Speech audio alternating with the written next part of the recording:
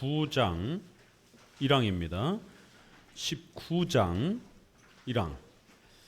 다른 5가지 의식을 비록 지금까지는 대개가 성례라고 인정했으나 그것을 성례라고 하는 것은 거짓되며 그것이 거짓된 이유와 그 의식들의 진상을 밝힌다.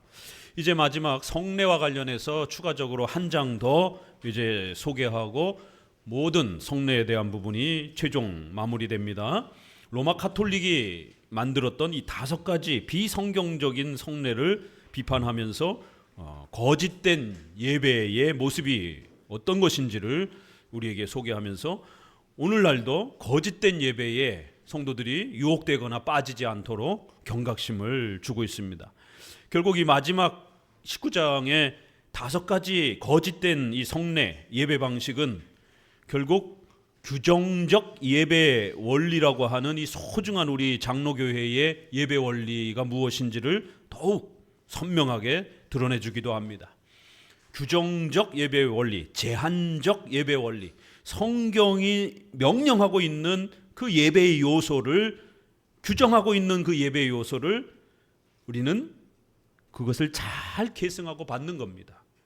우리가 막 골로새서 2장에 있는 것처럼 우리가 원하는 자의적 예배, 아이들이 원하는 예배, 또 뭐 특수한 단체들이 원하는 예배, 특수한 계층들이 원하는 예배, 이런 것들을 자꾸 만들어내면 안 됩니다. 성경이 명령하고 제한하는 예배의 요소를 순종하고 그대로 붙잡고 지켜가는, 그래서 우리가 이거를 규정적, 성경이 규정한 것을 지켜간다. 성경이 제한한 몇 가지 예배 요소를 우리가 붙잡고 가야 된다. 예배를 막 확대하면 안 된다라는 거예요. 그래서 제한적 예배의 원리, 규정적 예배의 원리라고 이렇게 표현합니다.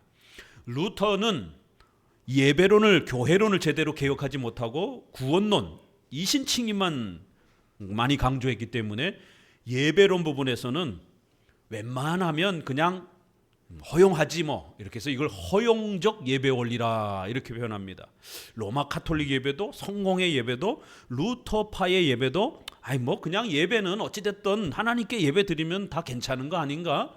그래서 타교단의, 타교파의 이러한 예배의 방식에 대해서도 그렇게 엄격하게 이렇게 들여다보지 않고 그냥 뭐 다 괜찮은 거 아닌가, 허용된 거 아닌가, 이렇게 해서 허용적 예배 원리를 제시했습니다. 결국 오늘 우리 시대에 뭐 이런 예배는 어떻고 저런 예배는 어때, 예배 안 드리는 게 문제지, 결국 많이 예배 드리면 좋은 거 아닌가?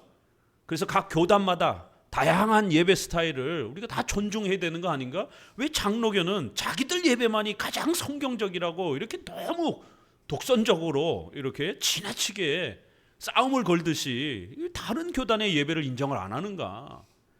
다른 교회의 예배들은 변질됐고 타락했다라고 이렇게 너무 공격적으로 이렇게 말하는가?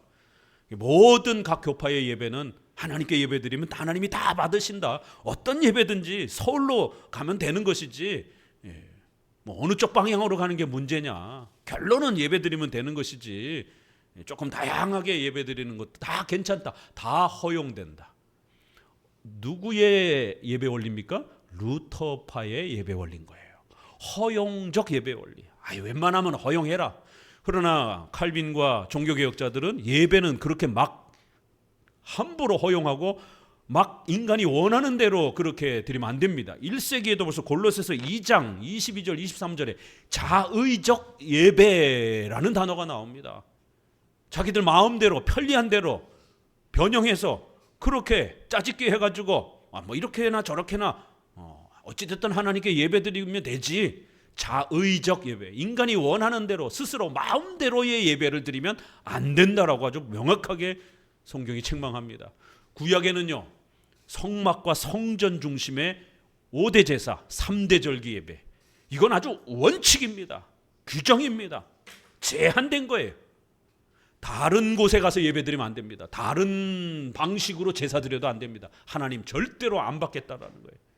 예루살렘에 정해진 제단 위에서 정해진 제사의 방법으로 이제 출애굽기 레위기로 들어갈 거예요. 성경에서 제일 어려운 성막 구조, 그 다음에 제사의 구체적인 그 표현들, 각을 어떻게 떠야 되고 그람을 얼마큼 들여야 되고, 그람의 치수 하나 틀려도 안 됩니다. 여러분, 살점의 부위 하나도 잘못 드리면 안 됩니다. 반드시 내장의 기름 부위는, 가장 좋은 부위는 먼저 하나님께 드리라는 거예요. 우리 번역엔 그거를 내장의 기름이라 해가지고, 요즘에 기름 먹는 사람이 어디 있어요? 삼겹살 비계 기름은 다 버리고 먹는데 그러니까 이게 히브리어의 번역에 대한 차이 때문에 그래요.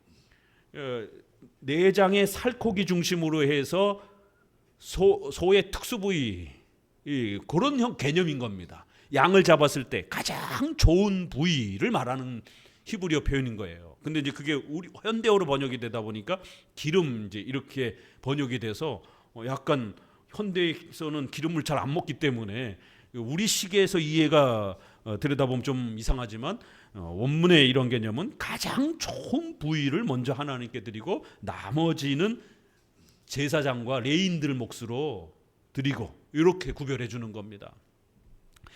이 치수의 부위를 한치라도 어겼다가는 하나님이 절대로 안 받으시겠다라고 말하는 겁니다. 신약에는 제사 형식은 중단됐다 할지라도 사도행전 2장 42절 계속 반복합니다. 외우셔야 돼요. 신약에서 말하는 예배의 핵심 구절입니다. 사도들의 가르침을 따라 떡을 떼며 성례전을 말하는 거예요.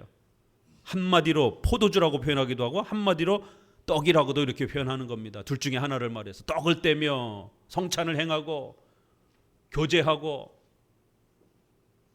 기도하기에 전혀 힘쓰니라. 4개. 원론적으로는 요한복음 4장에 23절에 하나님은 영이시니 신령과 진정으로 마음을 다해서, 이런 뜻이 아니라 성령의 도우심과 진리, 성경에 입각해서 예배드려야 된다. 킹제임스 버전에서는 스피릿을 아예 대문자로 우리 인간의 마음과 정성을 다해서 예배드려야 된다, 이런 뜻이 아니라 성령이라는 걸 강조하기 위해서 대문자 S를 써가지고 성령이라고 이렇게 아주 명확하게 표현할 정도로 성령의 도우심과 성경이 가르치는 요소를 따라서 예배드려라, 이렇게 소개가 되고 있는 겁니다.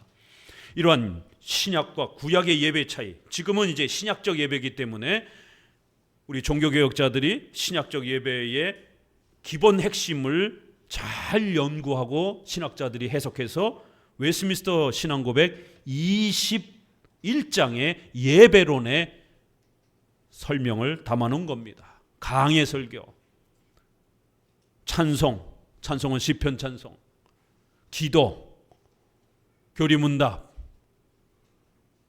축도, 이런 몇 가지의 핵심 내용들이 소개가 됩니다. 세례와 성찬, 그리고 이제 나머지 부분들은 살을 붙이는 거예요. 그렇기 때문에 개교회가 이 살을 붙이는 약간의 허락은 해주는 겁니다. 또 이 순서를 어떻게 잡을 것인가도 허락해 주는 것이에요. 그 정도는. 그러니까 핵심 요소만 정확하게 지키면 되는 거예요. 그런데 이제 극단적 칼빈주의, 개혁주의를 추구하는 분들이 있어요. 굉장히 엄격한. 그래서 축도도, 한문의 축도를 갖다가 비판하면서 이거를 우리가 150년 동안, 140년 동안 지켜온 우리 기독교 용어인데 강복 선언이라고 해야 된다. 그래서 아주 꼭 유별나게 예배 순서를, 축도를 강복 선언이라고 이렇게 용어를 바꾸는 분들도 계셔요. 신학 용어란 그렇게 함부로 막 바꾸면 안 됩니다. 축도해서 빌축자를 썼기 때문에 하나님께 누구에게 빌어달라고 하는 이러한 개념이 되지 않느냐. 이래서 빌축자를 쓰면 안 되고 하나님이 선언해 주는 거니까 복을 선언하는 것이다, 이렇게 표현해야 된다라는 거예요. 물론 축도는 일반 기도가 아닙니다. 목회자가 하나님을 대신해서 하나님의 복을 있을지어다, 있어라, 이렇게 명령형으로 선언하는 겁니다. 해 주시옵소서라고 간구하는 기도가 아닙니다. 하나님의 복을 받아라 라고 이렇게 목사의 입을 통해서 성도들이 하나님이 내게 복을 주신다라고 하는 복의 선언을 듣는 겁니다. 목회 기도에서는 목회자의 기도를 통해서 우리의 죄를 사해 주시옵소서, 우리의 죄가 그리스도를 통하여 용서받은 줄로 믿습니다, 이렇게 사제의 그 용서에 대한 선언을 또 듣기도 하는 겁니다. 종교개혁 시대에는 사제 선언이라고 별도로 뒀습니다. 여러분의 모든 죄가, 한 주간 동안 하나님께 범죄했던 모든 죄가 이제 용서될지어다. 목사의 입을 통해서 하나님의 용서를 소리로 듣고 확신하는 것이, 이렇게 목회자라는 자리가 어떤 자리인지를 오늘 오전 설교처럼 꼭 기억하셔야 됩니다. 목사의 공적이고 객관적인 목소리와 선언을 통해서 용서도 확인하고 축복도 그렇게 붙잡는 것이. 그래서 축도에는 복을 선언해 주는 강복 선언의 개념이 있는 겁니다. 그렇지만 그거를 한글로 옮기는 과정에서 우리 선조들은 이걸 어떻게 표현해야 될까? 강복 선언이라는 말도 길어지잖아요. 그 단어가 또 명확한 것도 아닌 겁니다. 그래서 축도라는 단어를 축복 기도 정도의 약자 형태로 그렇게 줄여서 축도라고 써왔으면 150년 가까이 써왔잖아요. 그럼 그걸 함부로 그렇게 쉽게 신앙 용어를 바꾸게 되면 혼선이 온단 말이에요.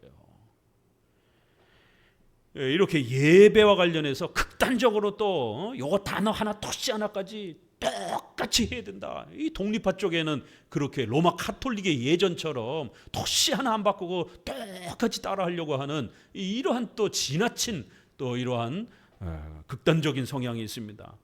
그거 안 따라하면 마치 예배가 안 된 것처럼 예배의 질서에 있어서는 본질은 똑같고 비본질 부분에 있어서는 개교회와 교단마다 자유를 허락하는 겁니다. 이게 교회 정치 원리예요. 요 정도까지는 허락되지만 본질에 해당이 되는 예배의 핵심 요소를 파괴하게 되면 이건 비성경적 예배고 하나님은 그 예배 안 받으십니다. 이사야에서도 너희가 기도를 많이 해도 안 듣겠다. 너희 손에 피가 가득하다. 찬양을 너희들이 아무리 해도 성경적인 찬양이 아니기 때문에 안 받으시겠다. 차라리 저들의 제사와 모든 예배의 모든 그 오는 길을 막아버려라. 한국 교회는 양으로 승부하려고 하는 좀 그런 기질이 있습니다. 그래서 새벽 기도, 금요 기도에 전 세계에서 제일 많이 예배를 드리잖아요. 양으로 승부하려고 해요. 아니요, 한 번을 드리더라도 가장 정확하게 성경적으로 예배해야 하나님께 예배가 드려지고, 하나님께 예배가 드려지면 그 예배에 참여하는 성도들에게 강력한 성령의 충만케 하심과 강력한 은혜가 여러분의 가슴에 가득 차는 거예요. 왜 예배를 드리고 열심히 예배에 참여했는데도 냉랭하고 밋밋하고 은혜의 열매들도 주어지지 않고 의식주에 여러분이 간구하는 그런 의식주에 실제적 기도 응답도 안 이루어지고 왜 이럴까요? 똑바로 예배하지 않았기 때문에 그런 겁니다. 첫 번째는 예배를 소홀히 했기 때문인 거고, 두 번째 많이 예배를 드렸어도, 그러니까 첫 번째는 예배 안 드리는 사람들에 대한 책망인 것이죠. 그래서 오전 예배, 오후 예배, 수요 예배, 공적인 예배는 모두 항상 참석할 수 있도록 애쓰시고 노력하셔야 되는 거예요. 두 번째, 또 반대로 불량으로 너무 지나치게 또 승부를 보려고 하면 안 되는 거예요. 정확하게 성경적 예배를 잘 찾으셔야 되는 겁니다. 이런 우리 장로교회의 이러한 독특한 예배의 원리, 예배의 정신이 있는 겁니다. 이렇게 성경이 명령하는 예배를 찾으려고 하는 거고, 그거를 내 개인이 찾을 수는 없잖아요. 그러니까 우리 종교개혁자들이 찾아준 게 있단 말이에요. 회복시켜준 게 있어요. 리폼드, 수동형 ED를 써가지고 우리 선조들을 통해서 잘 성경적으로 회복된 예배의 요소들이 있습니다. 회복된 성경적인 예배 요소들, 그거를 우리가 잘 지켜가려고 하는 겁니다. 새로운 거를 막 개발해서 내 멋대로 내 좋은 대로 막 시도하는 게 아니라 성경적으로 우리 선조들이 회복한 소중한 그 예배의 요소들, 신앙의 요소들을 지켜가려고 하는 거예요. 그래서 우리가 보수주의라고 말을 하고 개혁주의라고도 말하는 겁니다. 리폼드, 개혁된 교회. 뭐가 개혁된 거예요? 바로 이런 성경적 예배 요소들이 잘 회복된 거예요. 그런데 이 소중한 장로교회의 이 예배의 질서가 감리교회에 의해서 메소디스트 방법을 싹 다루치 바꿨다. 가장 경건한 방법으로 전부 바꿨다. 이러면서 장로교회 예배가 확 깨지고 취소가 돼버린 겁니다. 장로교회 설교는 강의 설교기 때문에 너무 길어요. 그러니까 20분짜리 30분짜리 제목 설교로 바꿔버린 겁니다. 10줄 15줄 설교하면 짧게 할 수 있어요. 20-30분 안에 끝낼 수 있습니다. 그런데 우리 강의 설교를 하니까 한 장씩 하는데도 이게 뭐 30절 50절씩 되잖아요. 그 중요한 부분만 요약해서 설명을 하기에도 바쁜 거예요. 그럼 1시간도 사실은 벅찬 겁니다. 한 장씩 해도 이게 제가 해보니까 지금 28년 목회하고 있는데 2번째 강해가 돌아가고 있어요. 첫 번째 할 때는 그때는 녹화 시설이 없어가지고 다 없어졌어요. 그래서 이제 후반기에 다시 또 처음부터 돌아갈 때는 이제 녹화 이런 시설을 준비해서 유튜브로 남겨서 우리 후손들에게도 들을 수 있도록 진행하고 있습니다. 그리고 2번째 하는 게 지금 출애굽기 해서 이제 신명기까지 끝나고 욥기서하고 잠언서 2개만 남겨놨습니다. 주중에 또 이렇게 구약을 하도록 진행해서 지금 에스라, 느헤미야, 에스더까지는 이제 다 맞춰놨습니다. 그러면 앞으로 한 3년 뒤에 신명기가 끝날 때쯤에 욥기서 잠언서까지 끝나면서 추가적으로 욥기서 잠언서는 수요일 날 이렇게 하든지 해서 신구약 전체가 영상으로 이렇게 다시 한번 남을 수 있습니다. 와, 30년 걸렸어요. 그러니까 15년 정도 한 번 창세기부터 계시록까지 한 장씩 부지런히 하는데도 15년 걸렸어요. 그러니까 이렇게 강해 설교. 그런데 감리교는 제목 설교. 10절, 20절씩 끊어서 그냥 쉽게 간단하게 하는 제목 설교를 바꿔버린 겁니다. 그럼 강의 설교가 훌륭한가? 제목 설교가 훌륭한가? 제목 설교는 여기저기 막 산발적으로 듣는 거예요. 그러니까 성도들이 성경을 전체적인 통찰력 있게 꿰뚫는 이런 흐름과 맥락이 없는 겁니다. 막 산발적으로 들으니까 이것저것은 많이 들었고 30년 동안 들었는데 이게 구슬이 흩어져 있어서 꿰어지질 않는 거예요. 구슬이 서말이라도 잘 꿰어서 보석으로 만들어야 휘황찬란한 거지. 구슬을 그냥 막 여기저기다 집어던져 놓으면 그걸 여러분이 필요할 때 써먹어야 되는데 하나님의 뜻을 찾아내고 분별하고 적용해야 되는데 머릿속에 떠오르지도 않고 기억도 안 나는 거예요. 그러나 우리 강해 설교는 7대 교리를 중심으로 해서 성경을 전체를 꿰뚫고 가는 거예요. 창세기 여러분 머릿속에 이렇게 그려지잖아요. 출애굽기도 이제 이렇게 쭉 그려지지 않습니까? 이제 나머지는 성막 구조에 대해서 쫙 설명을 듣게 될 겁니다. 이렇게 적어도 각 장마다 머릿속에 이렇게 개념이 잡히는 겁니다. 그래서 성경으로 잘 무장되어야 진짜 제대로 된 그리스도인들이 되는 겁니다. 내 백성이 지식이 없으므로 망했도다. 호세아서 얼마나 무시무시한 책망입니까? 오늘 우리 한국교회 성도들 중에 성경을 전체적으로 꿰뚫고 바르게 이해한 성도가 과연 몇이나 됩니까? 7대 교리를 핵심 교리의 내용들을 잘 배운 성도가 얼마나 됩니까? 성경에 대해서 물어보면 바로바로 잘 대답할 수 있는 성경의 지식에 대해서 잘 구축되어 있는 성도들 얼마나 됩니까? 아모스서가 어디 있냐고 물어보면 일단 성경의 구조도 잘 몰라요. 어디 있는지도 모릅니다. 성경 읽자고 하니까 한참 걸려요. 이러면 심각한 겁니다. 여러분의 자녀들에게 창세기, 출애굽기, 레위기, 신명기 성경 찾는 법부터 가르쳐야 돼요. 성경 어디 있는지. 게임도 하셔요. 얘들아 요엘서 어디 있니? 이 5초 안에 찾으면 5,000원 이렇게 상품도 좀 주면서 10살 미만까지는 성경이 어디 있는지 찾는 겁니다. 이러면서 그렇게 숙달을 하는 거죠. 그러면 10세부터 20세까지는 이제 교리 훈련, 중요한 단어들 훈련시키고 이렇게 해서 교리와 성경에 아이들이 출중한 실력을 갖출 수 있도록 그렇게 부모가 애쓰고 또 그렇게 가르치는 교회 안에 아이들이 출석할 수 있도록 도와줘야 되는 겁니다. 집에서 교회에서 끊임없이 성경과 교리에서 20년 동안 무장해 보세요. 절대로 그런 아이들은 교회를 떠나지 않습니다. 혹시라도 중간에 낙심해서 또 시험에 든다 할지라도 반드시 돌아옵니다. 얼마 전 유튜브에서 한국교회에 최근에 보고서 올려있는 부분들이 이렇게 올라오길래 봤더니만 엄청난 숫자가 한국교회를 떠나는 거예요. 특별히 20, 30대가 교회를 떠납니다. 왜요? 교회가 재미없다라는 거예요. 교회가 너무 고리타분하다는 거예요. 정작 왜 교회가 필요한지, 왜 하나님이 필요한지, 신앙이 필요한지 대답을 얻을 수가 없다는 거예요. 당연히 그럴 수밖에 없죠. WCC와 같은 종교 혼합주의가 팽배하면서 굳이 교회가 아니어도 됩니다. 모든 종교에 다 구원이 있습니다. 그러면 성도들이 교회 왜 나와요? 절단이지. 다른 종파에도 구원이 있다며요. 그러면 절도 나가도 되는 거고 뭐 힌두교 가도 되는 거지. 굳이 교회 올 필요 없습니다. 아니 교회가 스스로 굳이 교회 나오지 않아도 됩니다 라고 하니까 가는 겁니다. 반드시 교회 와야 됩니다. 오직 예수 그리스도가 길이요 진리요 생명입니다. 예수님 외에는 구원 얻을 만한 다른 이름을 우리에게 준 적이 없습니다. 예수님을 정확히 배우고 고백해야 구원받습니다. 이래야 교회 오고 교회에서 예수님을 배워서 구원에 대한 소망을 갖죠. 이런 바보 같은 목사들이 어디 있냔 말이에요. 교회 오지 말라고. 교회 아니어도 얼마든지 구원에 대해서 배울 수 있다라고. 모든 종교가 다 얼마든지 역할을 한다고. 목사가 이렇게 떠들게 되면 교회는 텅텅 비는 겁니다. 서구교회가 차별금지법 통과시키고 WCC에 참여하면서 텅텅 벽습니다.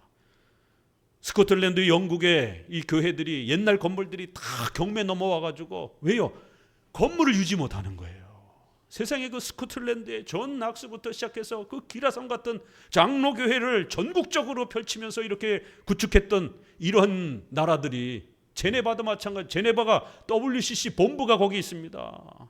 통탄할 노릇이에요. 네덜란드 목숨을 걸고 도르트 총회를 열었던 그 네덜란드가 동성애를 전 세계에서 제일 먼저 공창제도를 합법화한 나라입니다. 그래서 네덜란드 여행 가면 몰래 그 사창가 구경하러 다닙니다. 합법적으로 사창가를 법적으로 인정해 줬기 때문에. 네덜란드 그러면 튤립, 그 다음에 사창가 이 관광하러 다닙니다. 남자들끼리 네덜란드 여행 간다 그러면 절대로 보내주면 안 됩니다. 그 사창가 여행 그 보러 다니게 됩니다. 세상에 우리 도르트 총회에 참여했던 튤립 5대 교리, 칼빈주의 5대 교리, 튤립 교리, 와 이거를 만들고 세웠던 이 네덜란드가 세상에 사창가를 제일 먼저 합법화하고 동성애를 옹호하는 나라가 됐고, 제네바의 WCC 본부가 떡하니 세워져 있고, 스코틀랜드, 영국 전부 다 카페로 경매 넘어가가지고 스코틀랜드의 장로교회들이 돈이 없어가지고 한국에 기부를 요청하고, 한국교회 앞으로 30년 안에 어떻게 될 것인가 고민하셔야 됩니다. 매년 10만 단위로 인구가 교인이 축소되고 있습니다. 1000만? 옛날 얘기예요. 지금 500만, 600만 그럽니다. 앞으로 30년 뒤에 200만대 숫자로 줄을 위험이 있습니다. 부모 세대가 마지막 세대예요. 왜요? 우리 아이들 교회 안 다니잖아요. 벌써 자녀들 부모 중장년층 가운데 20대 자녀들 교회 다니는 자녀들이 있나 보면 50%도 안 됩니다. 교회 안 다니는 자녀들 있는 우리 성도님들 가정 꽤 됩니다. 어려서는 좀 다녔는데 커서는 안 다니는 거예요.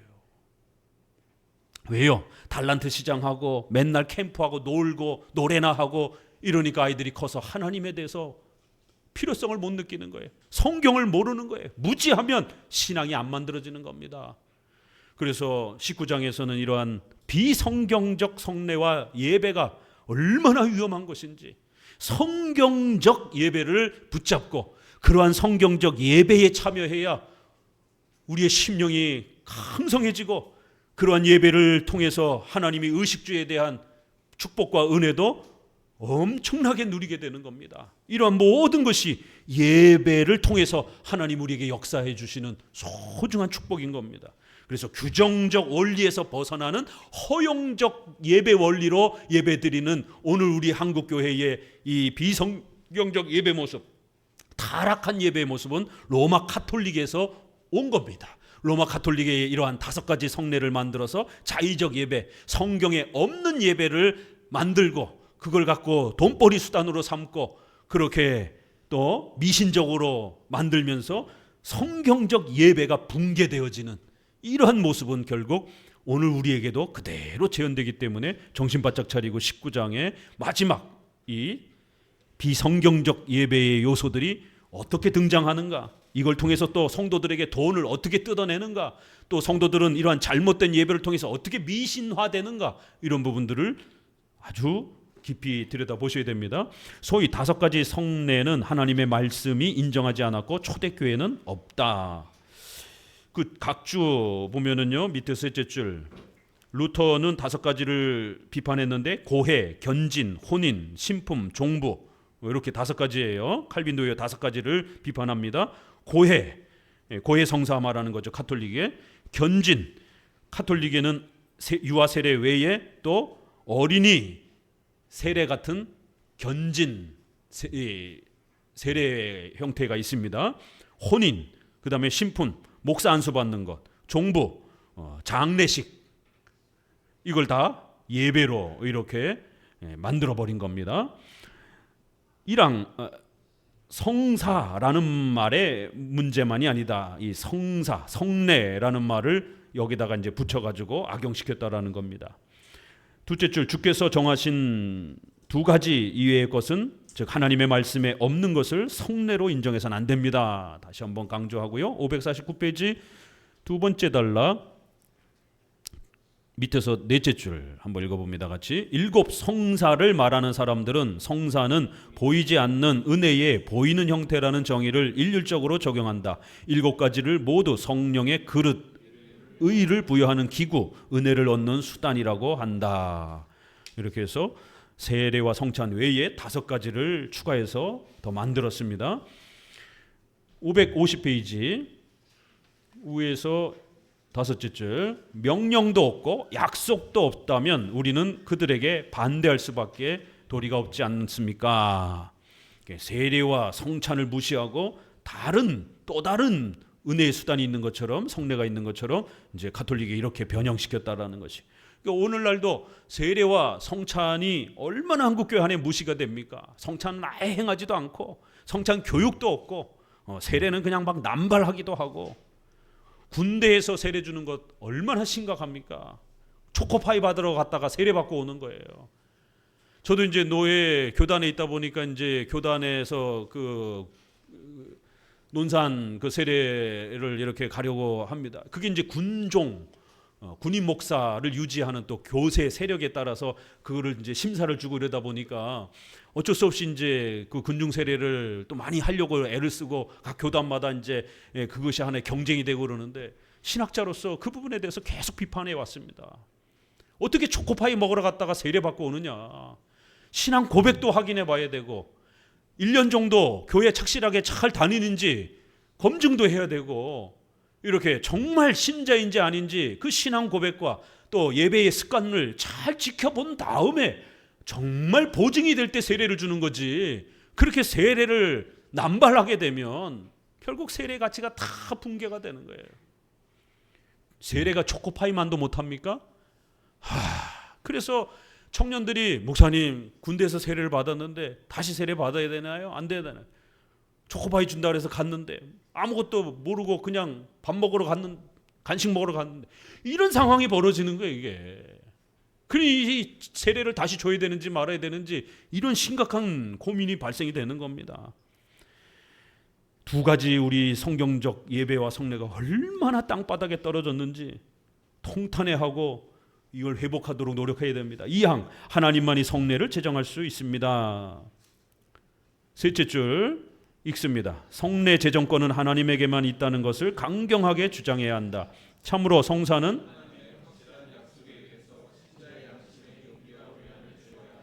양심은 사람에게서 결코 이 확신을 얻을 수 없다. 성례는 우리에게 대한 선하신 뜻을 증거해야 한다. 이 성례는 신앙의 이러한 양심과 구원의 위로를 강력하게 주는 겁니다. 이 성례가 무너지게 되면 성도들은 신앙의 안정감을 잃어버리게 됩니다. 그러다 보니까 세례와 성찬이 무시가 되고 비성경적인 출처도 할 수 없는 그러한 이상한 그러한 것들을 교회 안에서 행하고, 그거 목말라가고 쫓아다니면서 그 은사 받는다고 계속 쫓아다니고, 바다도 또 허전하고 잠깐은 신기하고 이상한 체험을 하지만 금방 또 지나고 나면 허전한 겁니다. 중독된 사람처럼 계속 더 희한한 거, 더 신기한 거 이러면서 쫓아다니는 것이에요. 결국 기도원이라든가 이런 데는 또 그걸 이용해가지고 돈벌이 수단으로 돈 많이 내라고, 그러면 은사 받는다고, 방언 받는다고, 이런 식으로 또 결국 유혹하게 되는 것이죠. 잘못된 이러한 신앙의 예배 수단들은 용기와 위안을 주지 못한다라는 겁니다. 쭉 내려오셔서 우리가 지금까지 배웠던 그 내용들을 다시 한번 정리하는 겁니다. 사망, 성례가 7가지라는 것은 고대 교회가 몰랐다. 역사, 교회사로 한번 추적해 보자라는 것이에요. 첫 번째 단락, 셋째 줄, 밑에서 셋째 줄. 그러나 우리에 대한 하나님의 은혜를 증거하는 표징에 대해서 말할 때에는 세례와 성찬 2가지로 만족했다. 이렇게 초대교회에서도 항상 세례와 성찬만 강조했다라는 거예요. 어거스틴을 많이 인용하죠. 이제 어거스틴의 그 글과 논문에 또 보면 마태복음 11장 있죠. 그 아랫줄부터 읽어봅니다. 따라서 새로운 백성의 사회를 단결시키는 수단으로서 수가 아주 작고 지키기 쉬운, 그러면서도 의미가 매우 깊은 성례를 정하셨다. 이것이 곧 삼위일체의 이름으로 성별하는 세례와 주의 몸과 피에 참여하는 것과 기타 정경에 시인된 것이다. 이렇게 기독교 교리론 책, 또 그다음에 이런 논문들에 세례와 성찬만이 성례라라고 이렇게 아주 분명하게 초대교회 때도 언급을 합니다. 넘기셔서 4항, 견진내는 성사가 아니다. 교육한 후에 받아들이던 고대의 관습을 회복하라. 아이들에게 교리문답 교육, 교리 교육을 한 후에 성인이 돼서 입교식을 통해서 유아세례 받은 아이들을 그렇게 받아들이면 되지. 유아세례 받고 또 조금 있다가 어린이 세례, 또 중간 세례, 이런 식으로 견진, 아이들을 더 성장시키는 그러한 또 다른 성례, 이렇게 견진, 끌어준다라는 거예요. 도와준다라는 거예요. 붙들어준다라는 거예요. 성령의 강력한 은혜로 충만케 해주는 2번째 성례라는 겁니다. 유아세례, 그 다음에 견진세례, 이런 식으로 구별하지 말라라는 겁니다. 유아세례 받고 난 다음에 10여 년 동안 열심히 교리교육하고, 오늘 저희 교단은 또 합동이나 이런 데는 만 14세, 합시는 만 15세 되면 어른으로서 이제 신앙 고백을 교인들 앞에서 하고 입교를 하는 겁니다. 이렇게 교육한 후에 받아들이면 되지, 견진례와 같은 또 다른 세례와 성례를 제시하면 안 된다라는 겁니다. 4항, 고대의 교회의 관습 읽습니다. 고대의 그리스도인의 자녀들은 장성하면 감독 앞에 서서 성인으로서 세례를 받는 자들에게 요구되는 의무를 행하는 것이 관습이었다. 학습교인이 된 어른들은 믿음의 신비를 올바르게 배워 감독과 회중 앞에서 자기의 믿음을 고백할 수 있는 날을 기다렸다. 유아 세례를 받은 청년들은 아직 교회 앞에서 신앙 고백을 하지 않았으므로 소년기의 끝이나 청년기의 초기에 부모가 다시 한번 감독 앞에 데려다가 당시에 사용된 일정한 교리문답 형식에 따라 심사를 받았다. 세상에 우리 자녀를 둔 부모님들이 교리문답, 소유리문답이라는 단어를 30년, 40년 만에, 50대신 분은 50년 만에 한마음교회 와갖고 처음 들어봤다, 이런 얘기들을 하시면 어떡합니까? 종교개혁 시대에 이 글을 보세요. 초대교회 때부터 유아 세례를 주고 난 다음에 10여 년 동안 집에서 아이들에게 열심히 성경의 핵심 요약인 교리를 문답 형태로 소개하고 가르치는, 성경의 핵심 교리를 가르치는 이 교리를 열심히 아이들에게 가르쳤고, 10여 세가 되면 이제 목사님 앞에 나와서 먼저 심사를 받고 통과가 되면 성도들 앞에서 그 신앙 고백을 한 다음에 입교를 했다라는 거예요. 교회의 성인 신자로 이제 정식으로 성찬받을 수 있는 자격을 갖춘 형태로 입교가 되는 겁니다. 이게 2000년 동안 지켜온 교회 질서입니다. 지금 1559년에 기록한 기독교 강요를 우리가 읽고 있는 거예요. 그 칼빈은 1000년 전에 믿음의 선조들이 아이들을 유아 세례 준 다음에 10여 년 동안 열심히 집에서 성경의 핵심 교리를 부단히 가르쳐서 목사님 앞에 나아가 시험에 통과하도록, 목사님 앞에서 만약 시험 봤는데 50점도 안 돼요. 그럼 빠꾸입니다. 다시 교육해야 돼요. 집에서 또 교회에서 다시 교육받은 다음에 적어도 한 7, 80점 정도 통과가 돼야 성도들 앞에 세우는 겁니다. 지금 중학생 1, 2, 3학년 자녀들 있는 분들은 부지런히 준비하셔야 됩니다. 시험 볼 거예요. 이신칭이가 뭐니? 그게요. 글쎄, 이러면 큰일 나는 거예요. 삼위일체가 뭐니? 물어봐야 되는 거예요. 원죄가 뭐니? 물어봐야 되는 겁니다. 세상에 30, 40살이 돼서 아이들이 중학생, 고등학생이 됐는데 교리문답이라는 단어를 생전 처음 들어보는 거예요. 교회가 안 한 겁니다. 일단 먼저 교회의 책임이고 두 번째는 부모의 책임입니다. 그러니 아이가 성경을 모르는 거예요. 성경을 모르는데 어떻게 하나님을 알고 교회 출석을 하겠습니까? 20살 때까지만 억지로 부모님 밑에서 참다가 20살 넘어가게 되면 바로 교회 안 나오는 겁니다. 여러분의 자식을 잃어버리는 거예요. 사탄에게 빼앗기는 겁니다. 교리문답을 열심히 가르치고 심사를 받았다. 이 행동 자체가 이미 중요하고 거룩한 일이었지만 더욱 존중하는 의미에서 안수하는 의식을 첨가했다. 이와 같이 청년들은 믿음이 인정된 후에 엄숙한 축복을 받고 물러갔다. 그래서 입교할 때에 목사님이 그 아이들을 안수해 준 거예요. 세례 받을 때 안수를 해줘도 되고 안 해도 괜찮아요. 개교회마다 얼마든지 자유롭게 행해도 됩니다. 머리에 손을 얹고 하나님 이 아이가 이제 입교하여 훌륭한 장성한 신자로 성찬에 참여하도록 해주셔서 감사합니다. 이 아이를 오랜 동안 훌륭한 신자로 지켜주옵소서.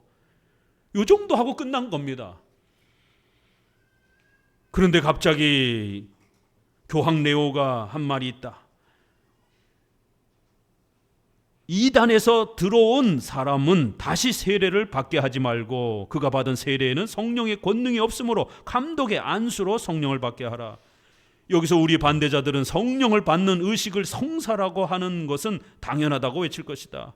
그러나 레오 교황이 이렇게 말한 것은 또 다른 성례가 있어서 이런 말을 한 게 아니라 553페이지 이단자들에게서 세례를 받은 사람은 세례를 다시 받을 것이 아니라 이제 새롭게 정통교회에서 바르게 신앙생활을 하기 때문에 성령의 충만함이 가득하도록 하나님이 새롭게 해주시도록 도와주시도록 그런 의미에서 안수 기도를 해준 것뿐이라는 겁니다.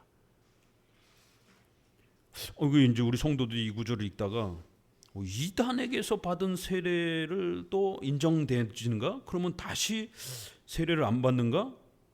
이제 충분히 보충 자료가 있어야 됩니다. 이단에게서 온 사람들을 세례를 줘야 될 것인가 말아야 될 것인가 많은 논쟁이 있었습니다. 그랬을 때 삼위일체를 부정하지 않는 그런 이단들이 있었어요. 그 정도는 인정했습니다.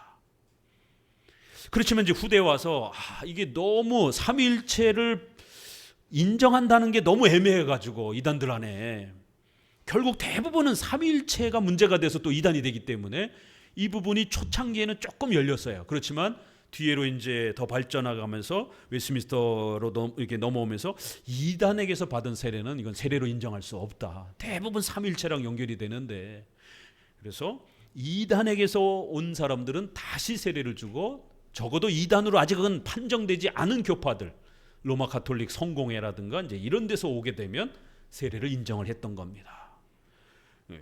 이 표현은 옛날 시대에 아직은 이렇게 삼위일체를 인정하는 또 그런 이단들도 있었어요. 다른 교리가 문제가 돼가지고 이단으로 판정받은 이제 이런 자들에게 초대 교회를 말하는 거잖아요 지금. 그래서 교황 레오가 그럴 때 다시 세례 주지 말고 그냥 안수하면서 성령 충만함으로 새롭게 신앙생활하도록 기도해주는 그 정도만 해주면 된다 이런 표현들이 있었다라는 거예요.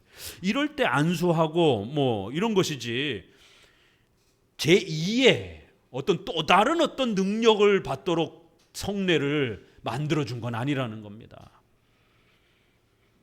그런데 이 가톨릭에서는 성령을 받는 의식으로 제2의 견진례가 있는 것처럼 이렇게 변질시켰다라는 거예요.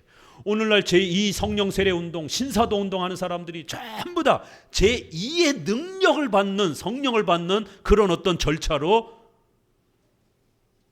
성령 세례를 사용합니다. 신학의 구조가 똑같은 거예요. 제2의 뭔가를 또 만들어내는 거예요. 우리는 세례 때 그 성령의 충만함과 그 모든 걸 다 받는 겁니다. 첫 번째는 물만 받고, 두 번째 새로운 어떤 성령의 충만한 강력한 뭐를 더 받아야 되는 것처럼 이렇게 나누면 안 된다라는 거예요.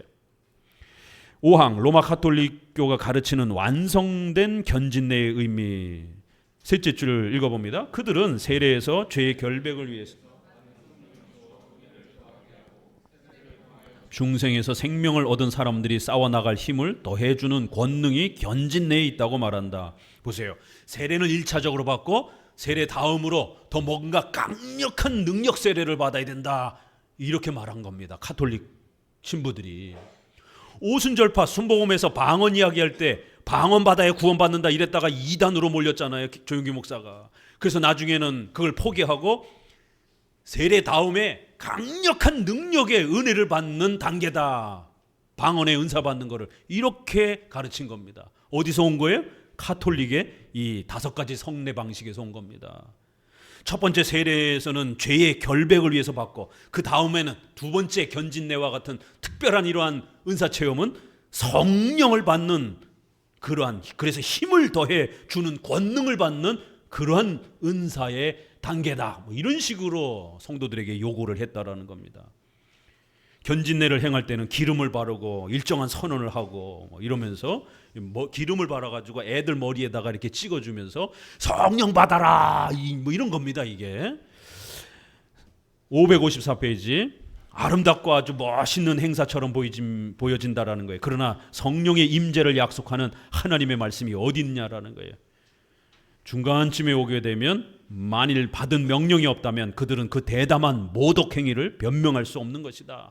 그러니까 오늘날 제2 성령 세례 운동 얼마나 전 세계로 영향을 끼치고 있습니까? 장로교, 가톨릭까지 영향을 끼쳐가지고 방언 받는 그런 제2의 능력 세례라고 그러면서 그거 받도록 끊임없이 막 집회하고 그런 신사도 운동 집회들이 얼마나 많습니까?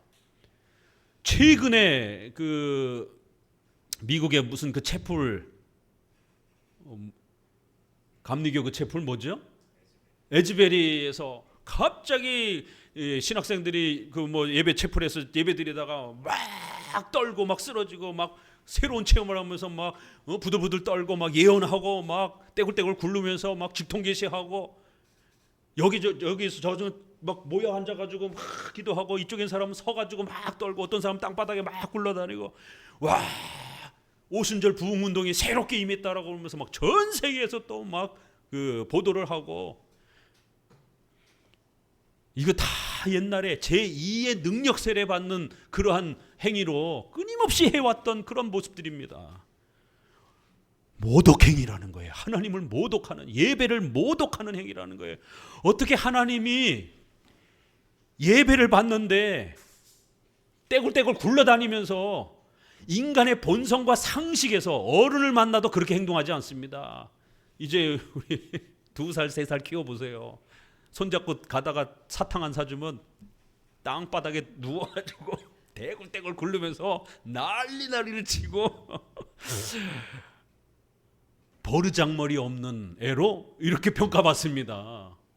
어떻게 가장 만왕의 왕이신 거룩한 신 앞에 떼굴떼굴 굴르고 와 소리 지르고 몸을 막 떨고 제3자인 불신자들이 저들이 믿는 신을 어떻게 생각하겠습니까? 오두방정 난리치는 신인가? 어떻게 예배를 이렇게 망가뜨릴 수가 있느냐라는 거예요. 성령의 임재 받았다고 그러면서 어떻게 이렇게 해괴망측한 일들을 할 수가 있느냐. 견진례가 제2의 능력 세례 받는 형태로 새로운 성례를 만든 거라는 거예요. 6강 사도들의 안수에 호소하는 것은 근거가 없다. 그 견진내를 하면서 머리에 기름을 찍어주고 안수를 하는 거예요. 오늘날 능력 세례 받는다 그러면서 능력 있는 목회자가, 능력 있는 기도원 원장이 안수해 주잖아요. 안수 딱 받으니까 안수 받는 순간 와다다닥 떨고 팍 쓰러지고 막 나가 떨어지고, 이제 거기 더 나가서 뭐라 그래요? 여기 뒤에도 나와요. 성령의 바람을 받아라 훅 하니까 막 다 나가 떨어지고, 또 그다음에 목회자가 쫙 하니까 다 나가 떨어지고. 이게 뭐 하는 거예요? 6항, 이게 이제 여기 나오는 겁니다. 이 시대도 그런 일이 있었어요. 555페이지 위에서 6째 줄 읽습니다. 그 사마리아 사람들은 예수님의 이름으로 세례를 받았을 뿐 아직 성령을 받지 못했기 때문에 사도들은 그들이 성령을 받기를 기도했다. 사도들이 기도하고 그들에게 안수했을 때 그들은 성령을 받았다. 누가는 이 안수하는 일을 자주 언급한다. 사도행전에 보게 되면 성령으로의 세례, 이런 이제 표현이 나와요. 근데 마가복음에 보게 되면 세례 요한을 통해서 성령으로 세례 요한은 물로 세례를 줬지만 장차 오실 예수님을 통해서 너희가 불세례, 성령으로의 세례, 죄사함의 세례를 받을 것이다. 이렇게 마가복음에 나와요. 이 두 세례가, 예수님의 세례와 세례 요한의 세례가 다른 것이다라고 주장하는 게 오순절파입니다. 세례 요한을 통해서는 물 세례만 받은 거고, 이제 두 번째 능력 세례, 불 세례를 받아야 된다라는 거예요. 그러나 어거스틴, 칼빈, 우리의 선조들의 마가복음 해석을 보시게 되면 두 개는 같은 거라는 거예요. 다만 사도행전에 성령으로의 이상하고 특별한 어떤 또 은사를 받는 거예요. 그래서 그런 은사를 세례라라고 이렇게 용어를 표현하긴 해요. 특별한 은혜를 받는 것이다 보니까 세례 자체가 구원의 이 특별한 은혜를 받는 거라 우리가 은사, 세례 이렇게 표현을 하는 것처럼, 성례 이렇게 표현하는 것처럼 하나님의 또 다른 뭔가 특별한 역사를 오순절에 받은 겁니다. 왜냐하면 그건 예수님의 십자가가 전 세계에 이제 성도들에게 펼쳐진다라고 하는, 구약의 한민족만 교회였는데 이제는 전 세계로 복음이 퍼질 거라고 하는 신약 교회에 대한 강력한 선포, 공적인 선포가 돼야만 이방인들이 이제 교회로 들어오니까 오순절 사도행전 2장 사건은 외적인 그런 아주 특별한 행사로 신약교회가 출발됐다라는 것을 선언해 주는 겁니다. 예수님의 십자가의 죽으심과 부활이 완성되어 전 세계에 이제 택한 백성들이 신약교회를 형성한다라고 하는 공적인 선언인 겁니다. 개인적인 은사 체험의 시간이 아니에요. 그래서 성경에는 중생을 통하여 구원받는 세례가 있고, 거기에 오순절에 신약교회가 탄생한다라고 하는 특별한 은사의 임함을 세례라, 성령으로의 또 다른 특별한 은사다, 이렇게 표현을 한 겁니다. 그래서 성령으로의 세례, 성령, 이러한 그 세례의 표현이 중생과 관련해서 물세례도 사용이 되어지고 초자연적인 오순절에도 용어가 쓰여지는 겁니다. 그러나 이거는 개인적인 성도들의 은사 체험을 위해서 준 게 아니라 십자가 사건이 단회적으로 이루어진 것처럼 신약의 교회가 이제 예수님이 승천하고 성령이 전 세계적으로 그렇게 신약의 교회를 형성한다라고 하는 공적인 선언인 겁니다. 그래서 그거를 성령으로의 세례처럼 이렇게 표현한 거예요. 그래야 세례는, 예수님의 이름으로 세례는 받았는데 아직 성령을 받지 못했다, 이렇게 두 단계로도 표현한 겁니다. 그런데 분명히 마가복음에서 세례 요한을 통해서 물 세례로 받았는데 장차 너희는 예수님을 통해서 불 세례, 성령으로의 세례를 받을 것이다 이랬는데, 여기 또 사도행전에서는 예수님의 이름을 통하여 물 세례는 받았는데 성령으로의 세례를 못 받은 거예요.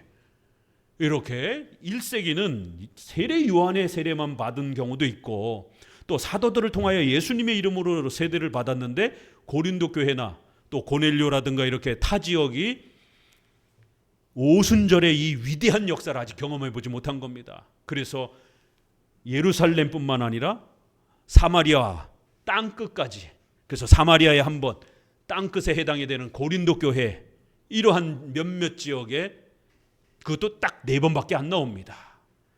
4번 정도 사도행전에 오순절에 임했던 그러한 똑같은 현상들이 임하는 겁니다. 그래서 전 세계에 신약 교회가 형성됐다라고 하는, 유대인만 아니라 이방인들도 이제 교회로 초대가 될 수 있다라고 하는 강력한 공적 복음 선포가 선언이 되는 겁니다. 그래서 딱 4번만 소개하는 거예요. 신약의 교회가 얼마나 많습니까? 근데 그 모든 교회에 그런 은사가 임했다라고 이렇게 강조하지 않습니다. 사마리아와 예루살렘과 사마리아와 땅 끝까지. 그래서 예루살렘에서 한 번, 사도행전 2장에 사마리아, 그 다음에 고넬료 가정, 그 다음에 고린도, 에베소 교회, 이렇게 19장에 가서 4번에 걸쳐서 점점 전 세계적으로 이 오순절의 성령의 역사가, 이미 성령은 계셨습니다. 사도들을 구원시키고 예수님이 역사할 때 은혜를 준 겁니다. 그러나 여기도 보세요. 성령이 또다시 오신 것처럼 이렇게 표현하잖아요. 그래서 예수님이 내가 가야 성령이 오신다. 아니, 성령은 지금 계셔서 사도들을 구원시켜주고 사도들이 능력을 행할 수 있도록 항상 성령은 함께 계셨는데, 아니 무슨 성령이 또 오신다라는 거예요. 이렇게 특별한 하나님의 성령의 어마어마한 능력이기 때문에 마치 없었다가 이제 온 것 같은 느낌으로 이렇게 변하는 거예요. 성령은 항상 계셨어요. 그렇지만 예수님이 가시고 난 다음에 이제는 전 세계의 이방인들이 성령의 도우심으로 중생되고 신약 교회가 형성되어지는 어마어마한 일이 일어나기 때문에, 그런 일은 아직 없었잖아요. 그래서 성령이 오신다 이렇게 표현한 겁니다.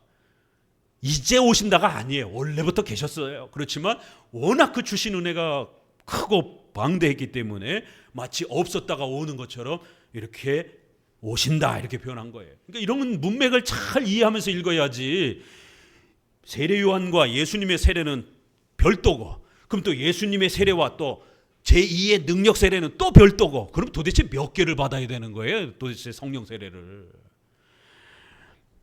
신약은 신약 교회가 새롭게 출발됐다라고 하는 이 강력한 표시를 외적인 희한한 체험과 강력한 사도적 그러한 은사의 체험을 통해서 성령으로의 그러한 기적들이 표시로 나타나도록 도와준 겁니다. 그래서 세례라는 이름을 거기도 붙인 거예요.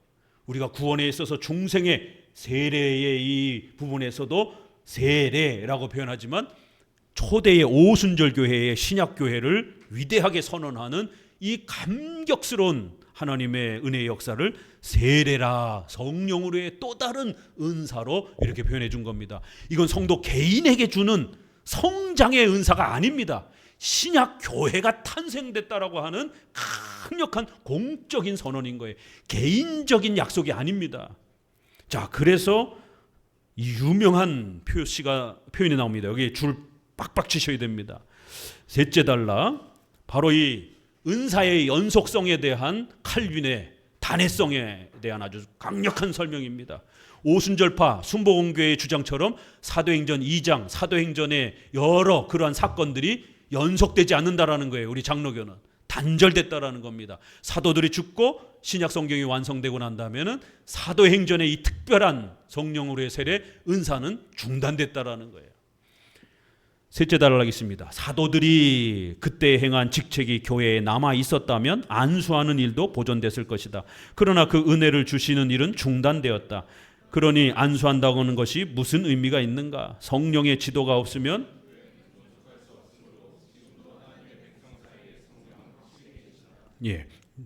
셋째 줄 아래요. 그러나 사도 시대에 안수함으로써 주시던 기적적인 권능과 나타난 역사는 이미 중단되었다. 그런 일들이 한때만 있었던 것은 당연한 일이었다. 그것은 복음의 새로운 선포와 그리스도의 새로운 나라는 일찍이 들은 일이 없는 비상한 기적들에 의해서 초명을 받고 확대되어야만 했기 때문이다. 주께서 기적을 그치셨을 때 교회를 완전히 버리신 것이 아니라 하나님 나라의 위대함과 하나님의 말씀의 존귀성이 이미 충분히 나타났다고 선언하셨다. 그래서 사도들도 이제 없는 거고, 사도들이 받았던 그 특별한 사도적 은사도 중단된 겁니다. 성경을 기록하고 미래를 맞추고 개인이 독자적 은사를 가지고 있어가지고 베드로의 그림자만 밟아도 막 병이 났고, 사도 바울의 손수건만 이렇게 갖다가 걸쳐도 막 다 치료가 되고 죽은 자들이 벌떡벌떡 일어나고, 이건 사도들에게만 준 거예요. 오늘날 어떤 목사가 그런 강력한 치료의 권능을 행합니까? 그러니까 오순절파의 순복음의 이 제2의 능력 세례라고 하는 축기, 치료, 이게 가짜라는 게 어디서 할 수 있느냐면 병자들을 왜 못 고쳐요 도대체? 그 순복음의 대단한 목사들 코로나 시절에 도대체 뭐 했습니까? 사람들이 죽어나가는데 왜 안 고쳐주냔 말이에요. 지금도 암으로 어마어마하게 또 난치병으로 고통받는 성도들이 얼마나 많습니까? 고쳐줘야 될 것 아닙니까? 그럼 성도들이 믿음이 없어서. 아니 신약교회 보세요. 믿음이 연약해도 치료의 역사가 어마어마하게 일어나잖아요.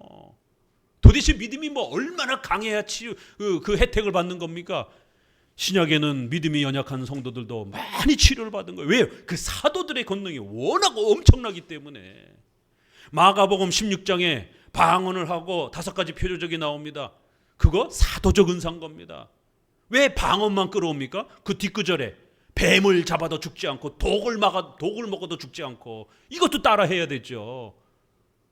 그럼 방언이 진짜인 건지를 증명하려면 코브라 갖다 놓고 그 다음에 양잿물 갖다 놓고 먹으라고 한번 순복음교회 목사한테 시켜보세요. 그러면 저도 인정하겠습니다. 와, 순복음교회 오순절파가 말하는 제2의 능력 세례가 진짜구나. 어디 한번 코브라 목 잡고 한번 휘둘러 보세요. 그러면은 물려도 안 죽나, 독을 먹어도 안 죽나, 어디 한번 지켜봅시다. 그러면 진짜 그 목사가 능력 있는 목사로 인정하고, 그 목사가 손수건 갖다가 암 환자가 얹어놓으면은 다 막 치료받고.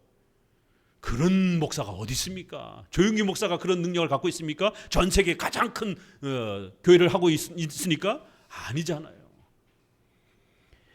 그렇기 때문에 이러한 중단된 은사에 자꾸 매달리고, 그거를 마치 성령 세례로 포장해가지고 그렇게 기름을 찍고 안수하고 성도들을 미신에 빠지게 만들고, 또 그 지푸라기라도 심는 그 연약한 마음을 이용해가지고 교회에다가 헌금 많이 하면 또 빨리 치료된다라고 이런 식으로 해서 돈 뜯어내고, 제발 그러지 말라라는 거예요.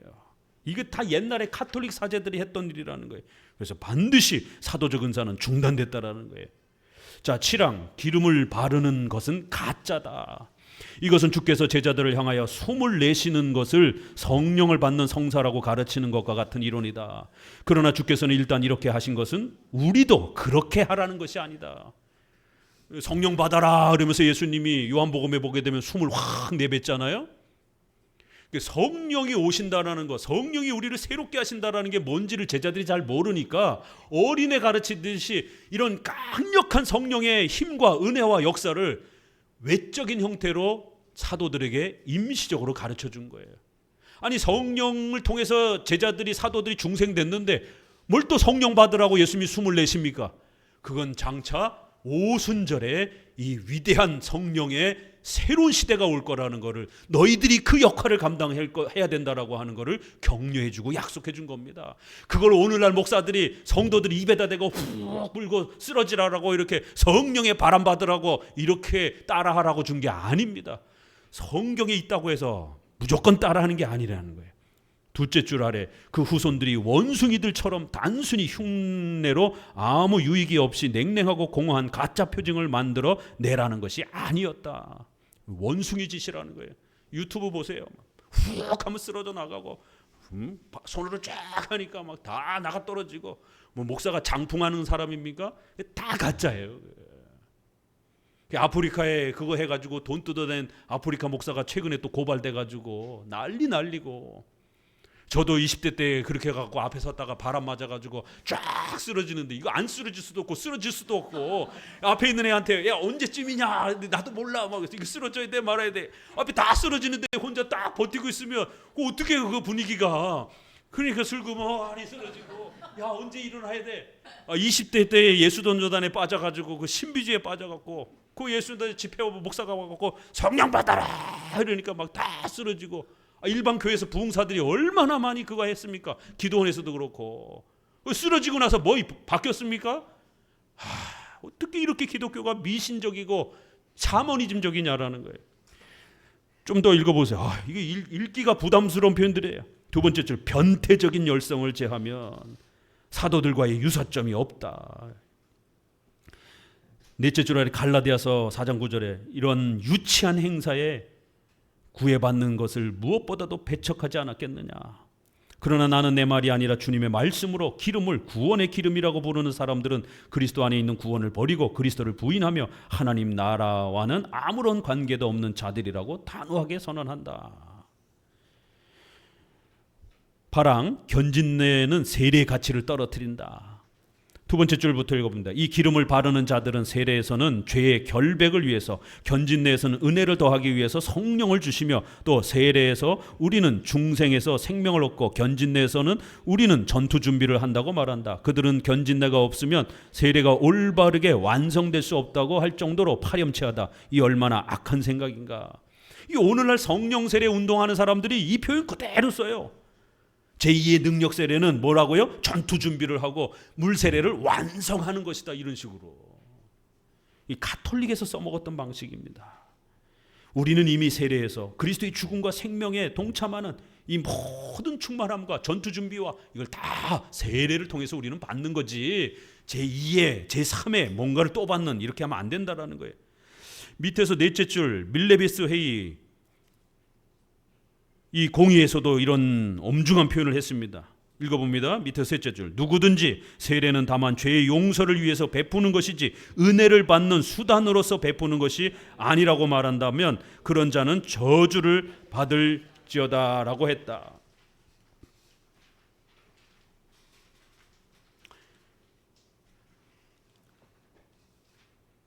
세례를 죄의 용서를 위해서 베푸는 것이고 은혜를 받는 수단이 아닌 것처럼, 은혜는 제2의 뭔가를 또 받아야 돼. 세례는 죄의 용서의 1단계만 받고 다음으로 은혜를, 성령의 능력을 받는 제2의 뭔가 또 있는 것처럼 이렇게 말하는 자들에게 저주가 있으리라는 거예요. 이미 고대의 이런 공의회를 통해서 개인 목사가 결정한 것도 아니고 그 초대교회의 공의회, 목회자들이 모여서, 장로님들하고 모여서 이런 신비주의 운동들이 그 시대도 있었던 겁니다. 그래서 강력하게 저주를 선언한 겁니다. 아예. 세례를 가지고 장난치고 세례 외에 뭔가 또 다른 능력 세례, 성령 세례를 받으라고 이렇게 두 단계로 이런 식으로 죄의 용서와 은혜 수단을 둘로 나눠서 이렇게 설명하는 자들에게 세례를 망치는 자들로 저주를 받을지라고 이렇게 책망을 한 겁니다. 558페이지에 성경은 끊임없이 세례를 통해서 그 모든 것이 완성됐다고 설명하는 겁니다. 위에서 넷째 줄, 누가는 성령을 받음으로써 나타난 힘과 보이는 은혜를 받는 것을 염두에 두었다. 다만 이제 우리가 사도행전에서는 오순절 역사가 있었기 때문에 그렇게 두 번째에 특별한 성령의 임하심이 일시적으로 사도들이 존재할 때 있었던 것은 우리가 인정하는 겁니다. 보이는 방식으로 그런 초자연적인 경험과 기적들이 있었던 겁니다. 왜요? 이방인들도 교회로 초대될 수 있다라고 하는 강력한 표시를 주어야 하기 때문에. 왜요? 그 전에는 절대로 유대인들이 이방인 초대 안 했잖아요. 베드로조차도 이방인 곁에 안 가려고 얼마나 불편했습니까? 그 유대인들이 이방인들을 가까이 안 하는 거예요. 문을 열질 않는 거예요. 그러니까 하나님이 유대인들을 아주 강하게 책망하면서 이방인들이 이제 유대인들과 하나 될 수 있다라고 하는 새로운 신약교회가 선포됐다라는 것을, 유대인들 제자들에게 임한 성령의 초자연적 경험을 이방인들, 고넬료부터 시작해서 이방인들도 너희와 똑같은 성령의 은혜와 체험을 경험한다라는 것을 외적 표시로 보여줘야만 했던 겁니다. 그래야 유대인들이 이방인들도 우리랑 똑같구나, 신자구나, 이래서 받아들이는 겁니다. 자, 마태복음 10장 20절 그 뒤에부터 읽어봅니다. 하나님께 속한 사람들이면 여기서 사탄의 악하고 위험한 기만을 볼 수 있을 것이다. 사탄은 조심성이 없는 사람들을 세례에서 몰래 떼기 위해서 세례에서 참으로 받는 것을 그의 견진내에서 받는다고 거짓말을 한다. 이것은 사탄의 교리임을 모르는 자는 아무도 없을 것이다. 그것은 원래 세례에 속한 약속을 세례에서 분리해서 다른 데로 이전한다. 사탄의 유혹이라는 거예요. 얼마나 무서운 책망입니까? 밑에서 다섯째 줄, 견진내는 세례에 대한 노골적인 모욕이며 세례의 기능을 엄폐 내지 폐지한다. 견진내는 마귀의 거짓 약속이며 우리를 하나님의 진리에서 떠나게 만드는 것이다. 오늘은 파랑까지 이렇게 함께 배워봤습니다.